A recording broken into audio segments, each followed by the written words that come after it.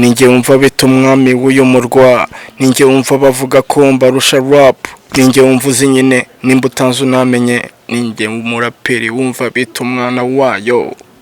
Indirimbo navuga ko yanyubakiye izina cyane, yenda ikanamfungurira n'imiryango no mu bandi ba producer batandukanye, icyizere kikagaruka kikaza, mbese bakabona ko nanjye mbasha. navuga ko ari indirimbo yitwa abana bato. Mu Rwanda ubwayo yatumye n'abantu basubira inyuma bajya gushaka n'izindi za mbere nakoze, babona ko ku Fireman ko ni umuraperi.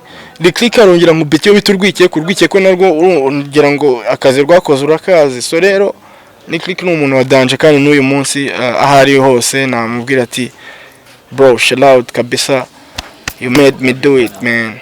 Hari n'umunyamakuru wigeze kumbwira, naramubajije ariko se man, ubwo bwo kweri kutwi utavuga ibintu byiza byanjye ukavuga ibibi gusa, ngo uriga ibibi ngo nibyo bicuruza. Tekereza wallahi.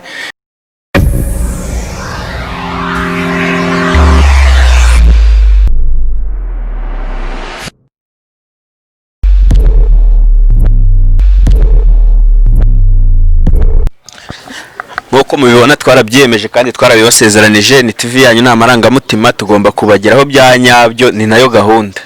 Noneho twahuye nawe uyu munsi yakoze amateka mu gihugu cy'u Rwanda no hanze, nta muntu utamuzi. Warumvise hip hop ukanayikunda, nubwo waba utayikunda waba waratambutse ahantu kumva ewana uwo muntu baramuvuze. Agiye kuduha amateka y'ubuzima bwe, atubwira amakuru atandukanye mwe mutamenye, kuko mwebwe ntago mwabasha kumugera, ariko twebwe amarangamutima y'abantu tuzajya tuyagaragaza, tubagereho byanyabyo abasitari banyu mwumvise tubibafashemo. Uyu munsi wo turi kumwe mvuze izina Tuff Gang, ushobora kwibaza benshi cyane kubera babaye benshi, ariko noneho wanyawe twahuye nawe ni Fireman. Reka tumwegere tumubaze ibibazo namwe musobanukirwe byinshi mutamenye kuri we. Yes Fire. Yo, what's up dog, what's up. Ninjye wumva bita umwami w'uyu murwa, ninjye wumva bavuga ko mbarusha rap, ninjye wumva uzi nyine nimba utanze unamenye, ninjye umuraperi wumva bita umwana wayo. Nimba utanamuzi umumenye byanyabyo, nawe arabivuze ati nimba utanamuzi umumenye. Ni Fireman OG. Fire, uratangira wibwira abanyarwanda amazina yawe. Murakoze, nitwa Uwimana Francis Ivan Ronald, nkabanzwe ku izina rya Fireman. Ndi umuraperi w'umunyarwanda wamenyekanye cyane mu itsinda rya Tuff Gang 10 years ago, imyaka 10 ishize. Ndi ingaragu, ariko ndateganya kubasigira ubusiribateri bwanyu. Ikindi nanjye nifatanyije n'abandi banyarwanda bose n'abatuye isi bose muri rusange mu gukumira no guhangana ikwirakwira ry'iki cyorezo cyazisi COVID-19. Ni muri urwo rwego natangira nshishikariza abantu bose badukurikiye kugerageza kumva no gushyira mu bikorwa ingamba n'inama Minisiteri y'Ubuzima igenda itubwira zitandukanye. Rwose mu kinyarwanda cyiza unakangurira abantu kwirinda COVID, ni nayo gahunda natwe tubibutse buri muntu wese asigemo metero, yambara agapfukamunwa, akarabe kenshi gashoboka. Ariko uravuze ati Tuff Gang 10 years ago, imyaka 10 ishize. Tuff Gang, abantu wenda bakumenye muri Tuff Gang, na mbere yaho warakoraga Fireman ibikorwa bya muzika wayinjiyemo gute, byaje gute kugira ngo ubu muraperi ugere n'ahantu tukumenye muri Tuff Gang, cyane ko Tuff Gang wayigiyemo wenda umaze gufatisha, maze igihe ukora, byaje gute kugira ngo wimvemo ko ugomba kuba umuraperi kandi ukabikora byanyabyo ukanafatisha ku buryo n'aka kanya duhuye ukiri Fireman umaze imyaka 10 hejuru 10 ningahe ukora rap, byaje gute mbega? Murakoze, ngira ngo inganzo cyangwa se impano umuntu agira yo kwandika cyangwa se guhanga, navuga ko ari nk'itaranto. Itaranto ni nk'impano cyangwa se gift Imana yihera umuntu tu. Ntabwo navuga ko hari ubundi buhanga ko sinabyize sinageze gute, uretse gusa ko nakuze mbikunda. Mu gukura mbikunda mba interested cyane mu kumva ibintu by'indirimbo, aho umenye ubwenge mu mashuri n'iki internet, noneho nangira no kubona ama lyrics ubwo kubona lyrics uburyo abandi bahanzi abandi baraperi se cyangwa bandika nyine lyrically, kuko nakundaga kujya kuri internet nka downloading ama lyrics, nabonye imyandikire y'abaraperi mbona ni ibintu nanjye numva nashobora kwa ubwo rero naho ngaho navuga byatangiriye kubona ko nanjye nabishobora, nanjye nangira kwandika, nabikubitira abagenzi banjye bakabikunda. Ndavuga ati wasanga bino bintu ari byo. Ngira ngo twatangiye, njyewe natangiye kujya mu muziki cyane, cyangwa se navuga ku munsi wa mbere twagiye muri studio, nari ndi kumwe, yari njyewe na Bulldog na JC. Twatangiye turi itsinda ryitwaga Magic Boys. Mwebwe mukorana na Bulldog na JC mwenyine uwa batatu? Icyo gihe ni nko mu 2005 nibwo bwa mbere twari tugiye muri studio, twari tukira abapeti, niga nko mu wa kabiri muri secondaire. Bigenda bikura gutyo. Icyo gihe twakoze indirimbo ebyiri zari haso za Danger. Icyo gihe nta n'itangazamakuru ryari rihagije, hari radio ebyiri ngira ngo Radio Rwanda na Radio 10 na Contact. Turakora indirimbo ebyiri, imwe yitwaga Francesca iri mu Gitaliyani, n'indi yitwaga Garukira inshuti. Turakomeza gutyo ndumva 2007 nibwo naje kwiga i Kigali muri cycle supérieur, nigaga muri APAD. Icyo gihe tutangira noneho kujya dukora tujya muri studio cyane, ariko JC we yigaga inyemera mihigo, yari ari Gisenyi. Urumva ngiye na Bulldog nitwe twari i Kigali, kuko ngiye nigaga kuri APAD, Dog yiga muri Saint André. Tukaza tujya muri studio y'umutipe bitaga Camilo, kwa Camilo abantu bakera ndumva baba bamuzi. 2007 dukora gutyo, tuza gushinga irindi tsinda nanone twise United Monsters. Yari njyewe, Bulldog, ubita Kaviki, ubita Martin, dukora indirimbo nabo bitaga ba Lilton na ba Camilo nyine. Ndumva na Riderman niho yakoreye ya indi bitaga ngo igitendo mu dutendo, ibintu nk'ibyo. So ibintu bigenda bikura gutyo. 2008 nibwo Tough Gang yaje kuvuka. Bulldog nibwo yahuye na J Polly na Green, bakoreye bahujwe na Lick yiganaga na Doggy, kandi Lick yari inshuti cyane, navuga ko bari nk'abavandimwe na Green na J Polly, kuko basengeraga ahantu hamwe barimba muri korali imwe na ba The Ben n'iki. So ubwo nibwo buryo Lick yahujemo Bulldog na ba Green na ba J. Ariko aho naguciye mu ijambo, Bulldog araza rimwe atashye arambwira ati nabonye abaraperi barenze. Njyewe kuri njye nzi ko nta wundi muraperi warusha Bulldog kubita. Arambwira ati nabonye abandi bapeti barenze. Ndambwira gute ngo abapeti bitwa Green undi witwa J Polly bararenze kabisa. Ntabwo nari mbazi, ariko kumva byonyine ko yabumvisha kumva bararenze, nahise mvuga ati abo bapeti bashobora kuba barenze. Nibwo nanjye naje guhura nabo gutyo, niko kwita nanjye ninjira itsinda. Icyo gihe Tough Gang twari benshi, harimo bitaga ba Twizibo, ba FG, ba Lick, twari itorero kabisa. Mwari benshi, ariko umuntu akibaza ngo ahantu henshi wambwiye itsinda ryose mwakoze wabaguri kumwe na Doggy, akeshi na JC, wambwiyemo n'abandi bantu nk'abana amazina nkane, ariko ubu ngubu batakigaragara ku rutonde, abenshi wenda batanamenye. Ese mwe byagenze gute kugira ngo mufatishe mukomeze mugire ahantu mukora Tough Gang munakomeze n'ube mugikora? Abandi bagenzi banyu bo byagenze gute kugira ngo aka kanya ubu mbwira ati uyu nguyu twarakoranye ariko ubona wenda akaba yaravuye muri game? Nibyo nari nyiri kukubwira, wenda nuko ntari nakahageze. Buriya ibihe birahinduka kandi ibihe bigira ababyo. Nkuko twatangiye ari njye na Doggy na Jiga. Jiga yaje kujya kwiga kure, twe dusigara i Kigali. Umva twakomeje muri deal cyane kurenza ko we yari ahari, ko yari arimo interna. Ndumva United Monsters rero navuzeho nanone ndi kumwe na bakaviki, twari kumwe na bakaviki na ba Martin, ariko nabo baje gusigara bitewe n'iki na movement inyuma y'ivuka rya Tough Gang. Icyo gihe nanjye nari ndi mu ishuri cyane, nayo naragiye no muri interna za 2008. Ntago nari impari cyane, nibwo Doggy yararangije na ba J na Green nabo bari nibwo bari barangije nabo, ko Doggy yarangije mbere yabo. so ngewe rero ntago namenyekanye icyo gihe ko bo bari bahari, ngewe nabaga ndi muri internet, bagiye bakora indirimbo zitandukanye zamenyekanye nka Kwicuma, bakora iyo bita Sigaho, bakora Tageti ku mutwe, bakora indirimbo nyinshi zagiye zimenyekanisha Tough Gang. Mu bihumbi 2009 nibwo nanjye nibwo nagaragaye bwa mbere mu ndirimbo ya Tough Gang. Iyo ndirimbo yitwa Ibyanjye Ndabizi, ni ngewe wayanditse. Hari nari nibagiye kukubwira kuri P yaje gukubita nawe muri za 2008. P-Fla ariko icyo gihe twamwumvaga kuri radio nk'umuraperi wa Danger, yari yarakubise izo bita za ntuzanyinishe, za ubutumwa, indirimbo nyinshi zitandukanye nk'izo. So P yaje guhura na Double G mu gitaramo cyategurwaga icyo gihe cyitwaga Kunda Umuziki Nyarwanda.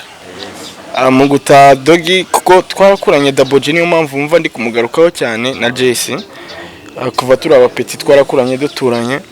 Dogi nibwo yaje kumbwira ati P twari turi kumwe twabonanye, ambwira P-Fla wa muniga, ariko urumva we yarari kuri radio, ntabwo twakakinwa ku maradio, numva ni ibintu byatari.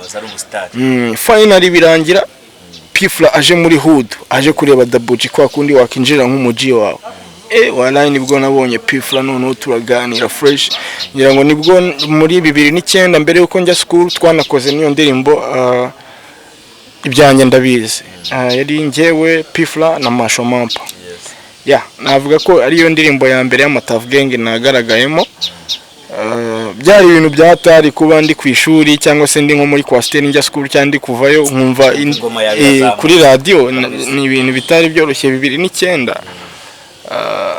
So turakomeza gutyo 2009 nibwo nanjye narangije secondaire.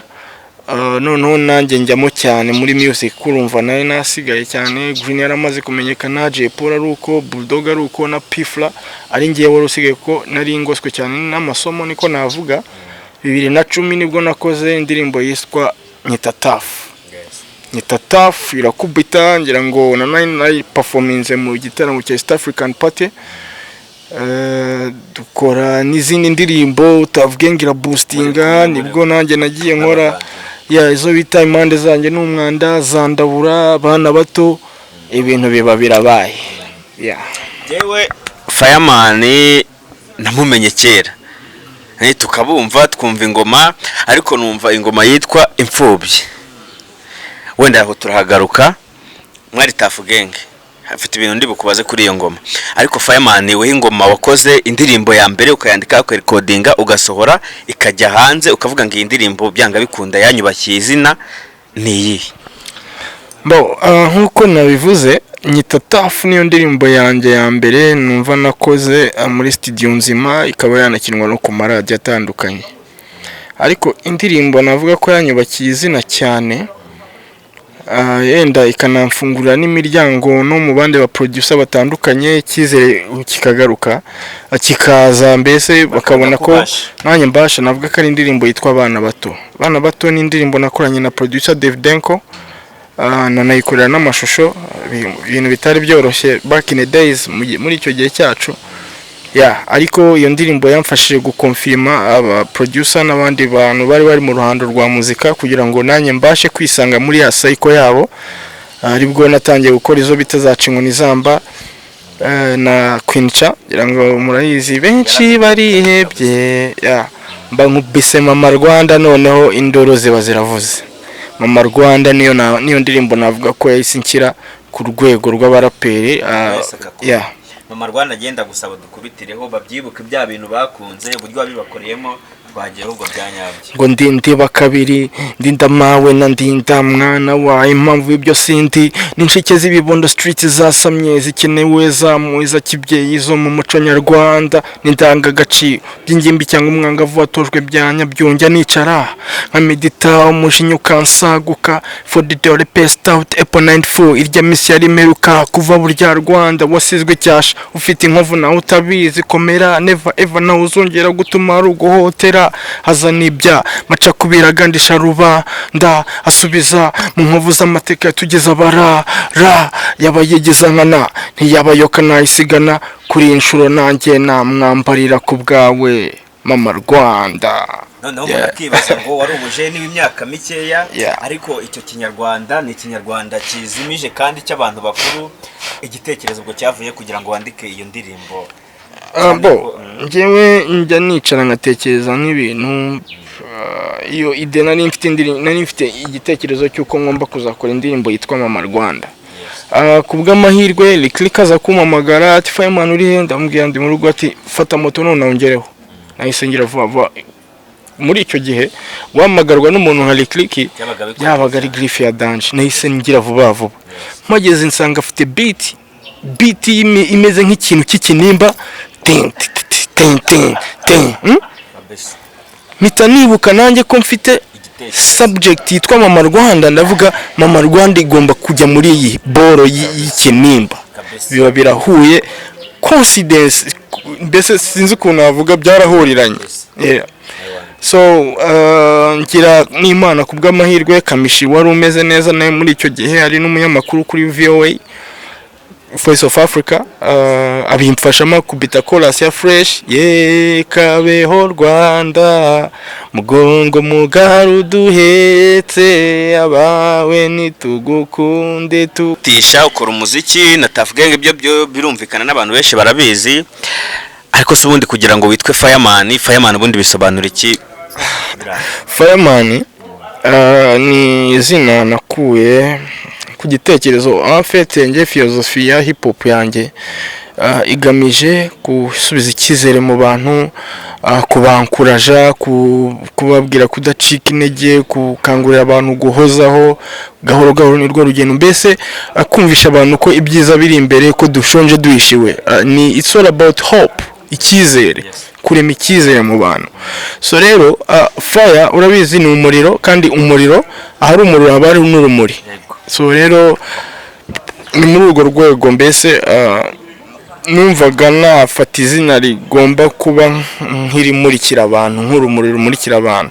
Angarutse gatoya ku muriro, umuriro ni n'ikintu kigaruka cyane when it comes about religion. Tugiye mu bijyanye n'iyobokamana, ngira ngo muri Bible umuriro, ijambo umuriro rigarukamo inshuro nyinshi. Umva ko ngo abakoze ibyaha bazajya mu muriro, sinzi ngo intumwa zibonekerwa ngo umuriro, utushaje tw'umuriro hejuru ya buri ntumwa.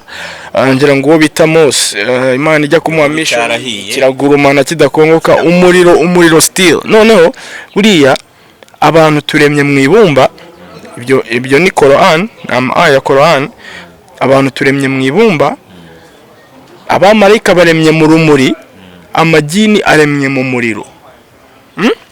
Urumva ko umuriro uragaruka cyane. Umuriro ni ikintu kigaruka cyane. So noneho ugiye no kureba amazina yanjye, nitwa Uwimana Francis Ivan Ronald, ni F na I na R, ni fire. Byara Fireman. Ngo niwe Fireman. Ntabwo akwirirwa ujya kure kabisa, ntabwo no kujya kure yaho. Tuff Gang ubundi yagakwiriye kuba yaratandukanye buri. Tuff Gang rero ntabwo yigeze utandukana. Kuva ku munsi wa mbere ntabwo twebwe turi groupe, twe turi itsinda, turi crew. Buri muntu afite gukora ibye, nanone tukaba twagaruka tugakora no mu itsinda. Ngira ngo wenda ko wavuga ko ubwo wenda Tuff Gang itakiri muri movement, ntabwo iri gukora cyane nk'uko mbere yari yakoraga, ariko na mbere hose buri muntu yakoraga no ku giti cye. So rero Tuff Gang bwa mbere hajya kuzamo aka injari, habanze Pifla kuvamo. Pifla turamwirukanye bitewe n'imyitwarire ye itari imeze neza back in the days. Muri icyo gihe navuga ko burya ko twatangiye n'imbaraga twari dufite ubwabyo, twari duhombye umuntu ukomeye cyane. Ngewe ku giti cyanjye ubundi P ni umuniga wanjye cyane, ni umuvandimwe, ni mukuru wanjye, ndamwubaha. P ni umwami, ni mubi cyane. Twahombye umuntu ukomeye cyane, ariko kubera ko abasangira ngendo, abavandimwe nyine ari wo mwanzuro wafashwe, ntabwo ngiye nari kuvuguruza njyenyine, ariko ibyo ntabwo bisobanura ko tutahombye umuntu ukomeye. Ahubwo turakomeza. Nanone injari zitangira kuzamo za 2015 J-Poli what tumvikana n'abavandimwe n'iki, amushyira ku ruhande nkambwe ya CG what the fuck man, ariko I did my best, njye nakoze uko nshoboye, ariko ariko icyo navuga Tuff Gang irahari kuko ndahari, Green arahari, P arahari, Dog arahari na J arahari. It's a matter of time. Ahari wenda ibihe bizongera biduhuze, mwe mushonje mwishiwe. Ariko kugira ngo umwaka ushire tutumvise ingoma ya Tuff Gang byatangiye kera kandi bimaze imyaka, noneho waca hiryo kumva ngo J yafashe umufungo wa Guma yikaca arabikaca. Ibintu nk'ibyo byanga bikunda, hari umuntu wazanye uwo mwuka mubi cyangwa bitangira gutyo ukavuga ati ntago twagendana n'umuntu umeze gutya wenda tudahuza. Hari umuntu mushobora gushinja mukavuga ngo Tuff Gang kugira ngo kakanyibe itari gusohora indirimbo byatangiye bizanywe n'uno muniga muri twebwe. Uwo muniga ntawe ubahari. Icyo ngicyo cyo ntago nakubwira ngo ni kanaka cyangwa se ni kanaka, nawe natunga urutoki. Gusa uko nabikubwiye nuko nyine ntazibana zidakomanya amahembe. Ikindi twarakuze, inshingano zirahinduka. Mbere nta yindi deal twagiraga, twara abapeti, twara abasore, twari ukubyuka duhura, deal ari uguhura, deal studio. Uyu munsi twarakuze, twabaye abagabo, bamwe barashatse bafite ingo, inshingano zirahinduka. So rero burya miliye iri influence kandi ibihe bihibindi kandi ibihe bigira ababyo. So rero ukuntu umuntu yari ameze 2010 ariko yaba ameze 2020 ko turakura. Uyu munsi Dog afite abana babiri, Pifla nuko, J nuko, buri muntu afite umuryango, buri muntu afite ibintu byinshi cyane byo kumuhuza bitandukanye na mbere ukuntu byari bimeze. So rero niyo mpamvu nakubwiraga ngo it's not a matter of how, it's a matter of time. Kandi time will tell. Hamwe n'igihe tuzasobanukirwa. Icyo nagutangariza nuko Tuff Gang irahari. Kuko nimba mari, Green akaba hari, J akaba hari, Dog akaba hari, Pifla akaba hari. Abo se bo Tuff Gang. None nakwibaza nkanabariza abanyarwanda niye mpamvu se nta ndirimbo ya Tuff Gang tubona ko mwese muhari, habura kuguhuza kwanyu se kuki mutaganira nyine ngo mubikore bya nyabyo tubone ingoma isotse ya Tuff Gang? Nkuko nabikubwiye inshuro nyinshi, inshingano zabaye nyinshi ku buryo abantu bafite ibintu byinshi bibahugije. Nakubwiye ati ibyo bintu birahari muzabibona, ariko erega ikindi nanone ntago wavuga burya abanyarwanda ni abantu bakunda ko kwakira gusa kandi bo nta kintu batanze. Abo ngabo bategereje ibyo tubaha, bo baduhaye iki? Nicyo kintu nakwibaza. Nimba hari ikintu watanze burya ubukwiye kugira icyo utegereza, ariko nimba nta kintu watanze nta kintu ubukwiye gutegereza, kuko uyu munsi si turimo ni ya gikapitaliste. So something for something, nothing for nothing. Nimba nta kintu watanze ntihagire n'icyo utegereza. Anyway, twebwe turi tayari kuko ntaho twagiye. Ntago navuga ngo ntago tuzongera kubahereza kuko n'ubundi nicyo tubereyeho ko Imana nicyo yaduhaye ngo tubahe, tuzabaha. Ariko nanone ntago dukwiye gukora kuri pressure ngo ntaho kintu twari twabaha. No. Nimutegereze bavandimwe, tuzabahereza kabisa. Ahubwo nitubahereza namwe muzaduha. Imana izabidufashemo. Tuff Gang reka tuyiveho. Umuziki murawukorana bya nyabyo na cyane, ariko abaraperi bakagenda bahura n'imbogamizi kandi atari umwe atari babiri beshi. Twumva abaraperi bafunzwe, abaraperi byagenze gute? Kandi ebana abaraperi ni ikihe kintu gituma buri gihe ahantu hose abaye ibintu by'amabara mu cyane cyane nko mu muziki wumva abaraperi aribo bantu bakora amabara cyane, aribo bagaragara muri ayo mabara? Bigenda gute kugira ngo nk'ibyo bibazo bibe cyane? Nko ku ruhande rwawe bibona gute? Ntago ari abaraperi, ahubwo nitangazamakuru. None se abaraperi ni bangahe? Nimba urugero rutoye imageragere, nimba hari abantu 10,000, hari abaraperi bangahe se mu 10,000 by'abanyarwanda biriyo? Ushobora gufata ariko nko mu muziki ukavuga ngo niba harimo abahanzi wenda 100, harimo abaraperi bangahe ugasanga umubare w'abaraperi ni wo mwishi. None se Gisa ni umuraperi? Oya. Amaroni se ni umuraperi? Wapi? None se ntago ari abaririmbye kuki bo batavuga? Ahubwo itangazamakuru rijya cyane kuri hip hop ngo abaraperi kandi ntago ari hip hop.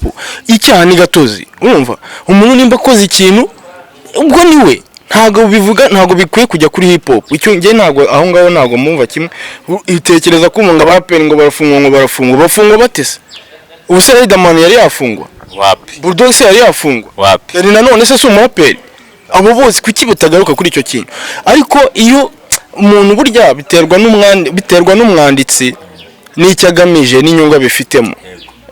Icyo aho ngaho niko ngiye mbibona tu. Wenda niyorize nkawe noneho kuri kote yawe byabayeho kandi n'ibintu by'abagabo bibaho, urafungwa unagera hakurya ku kiwanja ugera iwawa.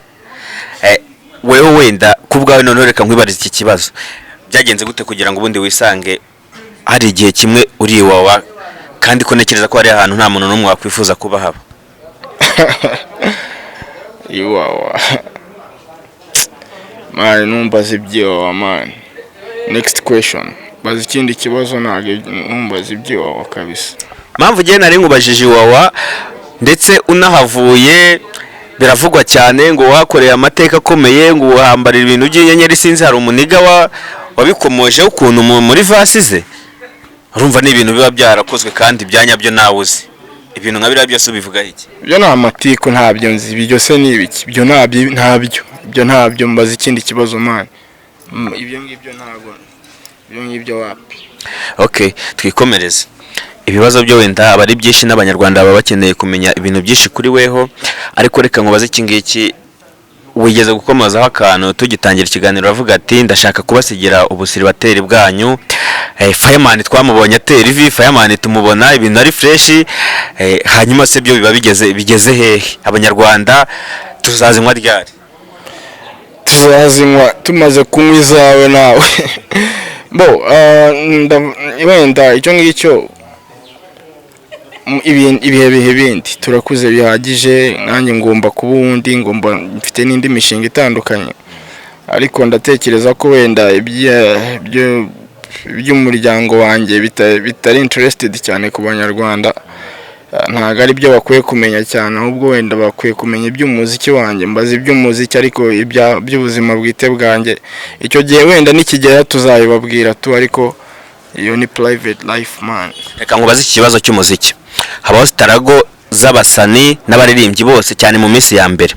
Fireman hari igihe wahuye n'ikintu wagiye nko kuri codinga, sibagufasha wenda abaniga bakagushira ku malista tabaho, wenda bakakubwira ngo turakora nimukore, ukagenda ugiye nko kuri codinga ugasanga bagucishije abasani bafite izina bafashe. Hari ikintu kigeze kikubahura ta uragiye muravuga ati ngewe umuziki ndawusezeye kubera iki kintu kibi gikomeye mu buzima bwanjye kimbayeho? Icyo kintu cyabayeho? Ntabwo navuga ngo ndigeze mvuga ngo ndawusezeye, ko ahanini ahubwo igihe natekerezaga ibyo kuba nawusezera ni ukubera itangazamakuru. Rimwe na rimwe hari ukuntu uri kuvuga ibintu bitari byo, rimwe na rimwe bakakuvuga ibiri byo wenda bibi, ariko ibyiza niba bivuge. Hari n'umunyamakuru wigeze kumbwira, naramubajije ariko se man, ubwo ngubwo kweri utavuga ibintu byiza byanjye ukavuga ibibi gusa, ngo reka ngo ibibi ngo nibyo bicuruza. Tekereza wallahi. Ndamubwira se man, kuki mureba ibibi gusa, ibyiza nimubirebe? Ngo yango ntabwo unyigisha uko nkora akazi. Ari okay. Ibintu n'ibyo ngiye n'ibyanene byagiye byatumaga ntekereza nkanicuza n'icyatumye menyekana n'ukuntu nabyifuje igihe kirekire. Ariko igihe navuga nigeze guhura na struggle ya danger, ibyo kurara muri studio cyangwa kuza umusitari mu bakabasohora, ibyo ni ibisanzwe, ni ibintu biba ku bantu bose. Ahubwo nkuko natanye mbikubwira, call ya click yari ibintu byatari back in the days. Yarampamagaye dukora mu Rwanda, ndayikubita fresh, ngira n'amahirwe irafata, Imana ishimwe cyane. Yongera kuza kumpamagara nanone ndi mu rugo i Kanombe, arambwira ati Fireman, yes papa, uri he? Ndi mu rugo. Wangeraho ubu nonaha? Ibyo bintu ntabwo nagomba kumuhakanira. Nta natanu nari mfite, nta kintu na kimwe nari mfite. Navuye icyo gihe nari ndi Kicukiro, nabaga Kicukiro mu Kagarama. Navuye n'amaguru ndatigita, ndamanuka mu Gatenga, mu biti Gikondo, ndazamuka hariya Rwamara mpaka mu Biryogo n'amaguru man. Ngiye gukora indirimbo bita Urwikekwe, ngo hip hop twatangije Kigali, dore zanyu Urwikekwe. Iriya ndirimbo ubona kuriya nayikoze navuye Kicukiro mu Kagarama n'amaguru, ngera Nyamirambo mu Biryogo n'amaguru. Uri kumva? Ndongera ntaha n'amaguru ko ntago nari kumutera imbabazi n'iki, kuko byonyine kugira iyo chance akamamagara byari ibintu byatari. Ndayikubita ngera n'ikironda irafata. Burya nicyo nibyo njya nkunda kubwira abantu, icyubira ntabwo gishobora gupfa ubusa tu.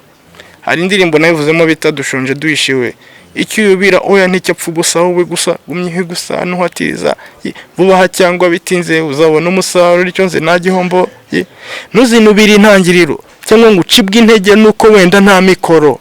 Wowe mwene data, wowe fatiraho rurema wenyine, niwe uzi ibizakubaho byose, ngo umwana w'umuntu atera stress, stuff like that, ibintu nk'ibyo. Rikiriki wamuvuze cyane, ntekereza ko ari we muntu ushobora gushimira se kurenza abandi bantu bose muri uru ruhando rwa muzika, muri gahunda yawe y'urugendo rwa muzika. Rikiriki ari mu bantu bafashe izina Fireman bakarihindura irindi, nk'uko nabikubwiye nkora indirimbo bita mu Rwanda niyo mega hit ya mbere nari nkoze. Bigaragare ko mu zindi ndirimbo zose nari narakoze nta yarigeze ifata nka mu Rwanda. Mu Rwanda ubwayo yatumye n'abantu basubira inyuma bajya gushaka n'izindi za mbere nakoze, babona ko ku Fireman ko ni umuraperi. Rikiriki arongera mu bityo biturwikiye ko narwo ngira ngo akazi rwakoze urakazi. So rero Rikiriki ni umuntu wa danje, kandi n'uyu munsi ahari hose namubwira ati bro, shout out kabisa, you made me do it man, you made me do it and I appreciate that. God bless you brother. Ubu nta muntu ushobora kwicara, kuko hari abantu twe twaganiriye bakavuga ati nk'indirimbo za nkaba narikodinze nanarangije umuniga, kubera ko hari ibintu tudahurije agahita siba projet yanjye yose. Nta muntu ushobora kuba yaragukoreye ikintu cyakubabaje mu buzima bwawe uvuga ngo iki kintu sinzakibagirwa weho mu rugendo rwawe rwa muzika. Ntabwo byabura ko nk'umuntu abantu bagiye bamushona. Ari umuproducer bita Junior yankoreye indirimbo nyita Tafu, ayimashize umwaka nyikoze.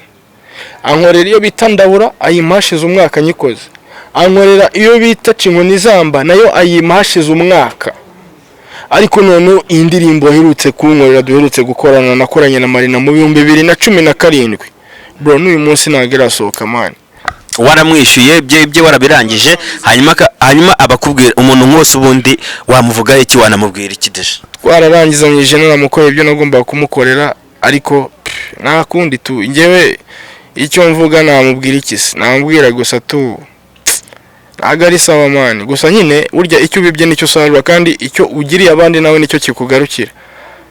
So rero burya kubaho abantu bakwifuriza inabi kuko wenda wabagiriye nabi ntabwo ari sawa. Ibyiza ni uko wabaho abantu bakwifuriza neza ko wabagiriye neza. Nk'uko nabikubwiye nyita Tafu nakoze mu 2009, ari mu 2010. Ndabura nayo nayikoze 2010, ari mu 2011. Iyo bita Cinkoni Zamba nakoze 2011, ari mu 2012. Ariko noneho iyo bita I like it n'ubu ngubu ntago yari yasohoka, ashize imyaka 4. 2017 turi mu 2021. Iyo boro ntago yasohoka, kandi ni indirimbo ya fresh. Nayikoranye na Marina afite indirimbo imwe yonyine, iyo bitaga ngo byararabibaye, ibintu nk'ibyo. Ariko boro yanjye ntabwo yisohoka, ya zuke ya fresh byatare. Uyu munsi naramuhamagaye so many times, sometimes akayifata, ikindi gihe nawe ifate. Tugana ku musozo Fire, muri ino minsi haza nimba nita injyana, nimba nyita iki, ariko urabizi nawe warabyumvise, kandi habaho ikintu njyewe sinzi ukuntu ndi bubyite. Urumva mwakoze rap, old school arakorwa, nyuma muri no minsi haje abana bitwa kinyatrap, barakubita baratwika, bazamura igihugu kabisa umuziki ewana, barashininga byanyabyo, ndetse bikanavuga yuko ari byo bintu byatumye abaraperi bakuru bamwe bagenda bacika intege, bagenda basa naho bagenda bava mu gakino. Weho kinyatrap kubwawe uyibona ute, uyivuga iki? Cyo navuga kuri kinyatrap, nayo ni hip hop. Nayo ni hip hop, kandi umuziki urakura ntago twari kuguma muri old school gusa. Kandi nkuko natwe twaje hari abariho bariya nabo bagombaga kuza, ntago navuga ngo baraje twe turagenda hoya, natwe turahari ariko nabo barahari, kandi ubwo igihe cyabo nyine cyari kigeze cyo kugira ngo baze, nkuko natwe igihe cyacu cyageze tukaza. So rero burya icyo navuga iyo wakoze cyane nibyo nagiye nkomozaho, icyuya wabize ntabwo gishobora gupfa ubusa. bari abapeti bari hard working, barakora cyane, kandi iyo ukora cyane burya ubona umusaruro. So rero njyewe nababwiraga ahubwo nababwira ntimukomerezaho bahungu banjye, this young generation ni neza. Njye mfite na gahunda yo gukorana na young generation cyane muri iyi minsi, ngira ngo n'indirimbo mperuka gusohora yo bita ni neza, ni indirimbo nakoranye na Symphony ni abahungu bahagaze neza muri iyi minsi, nayo ni new school ukuntu. Mfite na gahunda yo gukorana n'abandi bose nabo batandukanye tugakora, kuko ni umuziki ubundi rap bivuga rhythm and poetry. So rero umupeti nimba ari kurapa neza akaba anafite poem imeze fresh, it doesn't matter of style ngo ni yihe, cyangwa nuko ari bukurapire fresh akanagukubita n'imirongo myiza. Ibyo ngibyo nibyo niyo rap, kandi it's all about hip hop, kandi twese dukora hip hop. Icyo tugamije nuko idarapo rya hip hop rizamuka. So rero abapeti cyo nabavugaho, barakora kabisa, kandi ibyo they deserve it, barabikwiye kabisa, barabikwiye. Muri bano bapeti noneho bari gukora muri no minsi, weho ukora ukabona ari birimo bya nyabyo, ukavuga ngo uyu muntu kabisa nanjye arankoma nkemera. Weho muri aba bajeni nyine bo muri no minsi, abakire trap bandi bose, umuntu ubikora bya nyabyo ukabona ni fresh no ntago ari umwe, ntago ari babiri. Abapeti barankocora kabisa. Uwo bita betrayer agukubita akagukonfirima. Uyu mupeti bita papa cyangwe aramereza kikandenga. Uwo bita kivumba arakubita original. Aho mupeti none ishumi yanjye bita Inch Kevin ni mubi cyane. Totomtoso dende gozo man, bano bapeti barakora, kandi birege iyo wakoze rega bugomba no kubona umusaruro. Abapeti barakocora kabisa. Big Bush shumi yanjye, peace manega. Ni benshi hari n'undi mupeti numvisha kubita ingoma avuga ngo zararyoshye ziriha, ziriha stuff like that. Wana peti yangu urarenze kabisa, ugomba uko izindi ngoma kire kufite nk'icumi nka ziri, wallahi na cyo koze. Ariko abapeti barakora, kandi bafite indirimbo za fresh, imirongo myiza. Still nubwo atari old school, ariko ikingenzi nuko poetry yawo ibimeze neza, kandi bakaba bari no kurapa. So rero navuga ati keep on working hard. Ewana the sky ain't limit bro, ntago nta kintu na kimwe kizaduhagarika. Ahubwo icyo tugomba gukora kuri kino gice, twe kuri ibihangana ryacu, ahubwo turebe ngo turinga umuziki wa mu Rwanda, twatake na East Africa yose tuyifate nkuko n'abandi tubona baca kuri za trace n'iki byose. Ni ibintu byiza sana, nsigaye mbona n'abanyarwanda baca kuri za trace muzika urban stuff like that. Ibintu nk'ibyo ni ibintu bya fresh. So rero ni ikintu cyiza, navuga ko umuziki w'u Rwanda umaze kugera ku yindi ntera. Ni power sana kabisa. Hari umwana ushobora kuba aje mu fire, hari umwana ushobora kuba atekereza kwandika indirimbo no kuririmba kubera ko abona fireman, akakwireferaho ubuzima bwe bwose, akavuga ati kuki abantu babikoze nanjye ngomba kubikora bya nyabyo.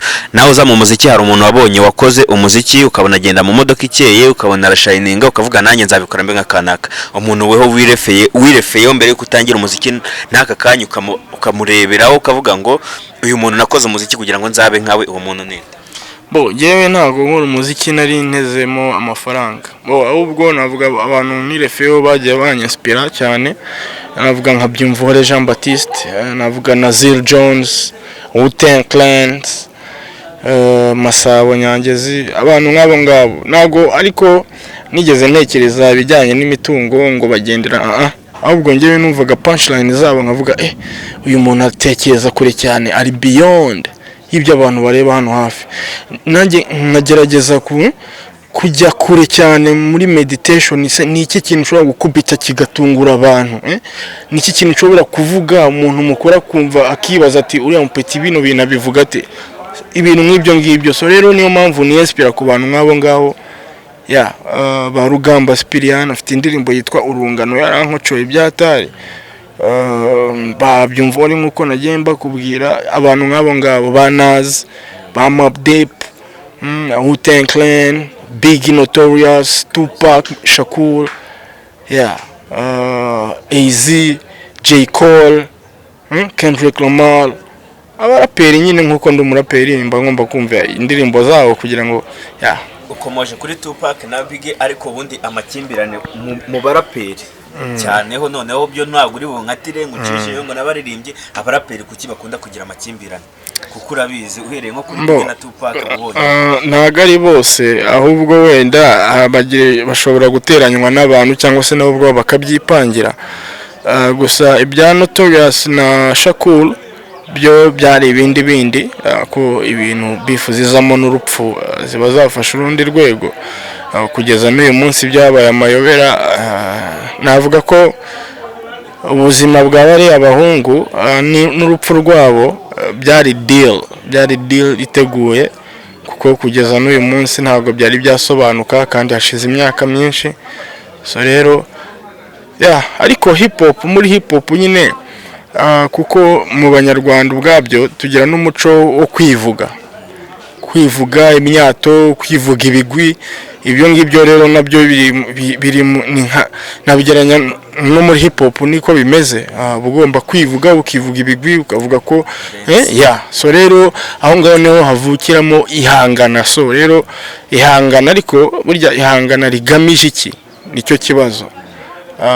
Ihangana rigamije gusenya iryo ngiryo ntago narishyigikira, ariko ihangana rigamije kubaka cyangwa se ishyari ryiza, ibyo ngibyo byo ni sawa cyane. Reka tugane ku musozo, ariko ngiye ngusaba akakana. Reka tugane ku musozo, ariko ngiye sinkurekura nagusabye akakana. Ingoma yitwa Inkoni Zamba, ngewe nayumvise kera cyane, twebwe mu myaka yashize turi n'abapeti tukumva bafaya tukumva bana byanyabyo. Inkoni Zamba noneho ngiye ni ingoma yawe nkunda, n'uyu munsi ishobora gutuma ngushaka ahantu uri, ishobora kumva ahantu Fireman yakubitiye kubera iyo ngoma ye numvise ikankoma nkajya kumushaka. Ngiye nubwo habari butare ngatega nkajyayo, ngiye ndashaka nkubitire ku Inkoni Zamba duhita dusoza twikomereza. Sometimes nibazaga niba kuko Imana ibiba byose bibizi cyangwa bibi bishaka, nkanibaza impamvu itanshonesha nkagatsa n'imvano ye ngo mbona mpera ncengera. Ni nayo mpamvu nyine ipfubyi yose yirera ibikoresho bikaze bitabura, na hii street ni byinshi nkwibutse secret tazita umuntu ipanche cyangwa inshinzi uri kwisi. Naciye kure bya bikomerezwa menya underground bimpa kwicara ndamedita, benshi mu bakandamijwe bagabanye impeta, hari n'abambitswe amakamba nta wabikekaga. Ibuka n'abakome bagujije ishyano, hari n'abibirangirire bategejwe rubanda, imiruho yabo yose yabaye imfabusa, urubyaro rwabo nibivumo bu bakeneye wafasha. Ngo benshi barihebye barahangayitse bahora bigunze, mana Inkoni Zamba ngo bibaza uko ejo bazaramuka. Manu bafashe God SON Shalom vayo Shalom. Faya tugana ku musozo, agira icyo ubwira abanyarwanda, abakunzi bawe, abakunzi b'umuziki wawe, b'ibihangano byawe n'ibikorwa byawe n'abantu bagukurikira, gira ikintu bagezaho bakwitegeye ikintu kiri ku mutima wawe nyine bageza ku banyarwanda. Murakoze. Ikintu cya mbere navuga, nabanza gushimira Imana, izina ryayo haba icyubahiro y'amabintu. Cya kabiri nashimira abanyarwanda bakunze umuziki wanjye. Ikindi nashimira Marangamutima TV, nibutsa n'abantu badukurikiranye gukora subscribe ku Marangamutima TV, kuba bafashe initiative yo kugira ngo abahanzi bagiye icyo bageza ku bakunzi babo, ni ibintu byiza cyane. Ikindi nasaba abanyarwanda kudushyigikira. YouTube channel yanjye yitwa Francis Fireman, mukore subscribe uzajya umenya amakuru y'impamo ya nyayo atari ibihuha. So nababwira ngo Shalom, kandi mugumye mwirinde turwanye iki cyorezo, duhangane n'ikwirakwira ry'iki cyorezo cya coronavirus, dukurikiza ingamba za Minisiteri y'Ubuzima, kwambara neza agapfukamunwa, gukaraba intoki kenshi, social distancing, no kwirinda ingendo za hato na hato zitagize icyo zima. So icyo navuga rero, Imana ibaho umugisha, Imana iha umugisha u Rwanda, Imana iha umugisha Fireman, Imana iha umugisha Marangamutima TV. Shalom.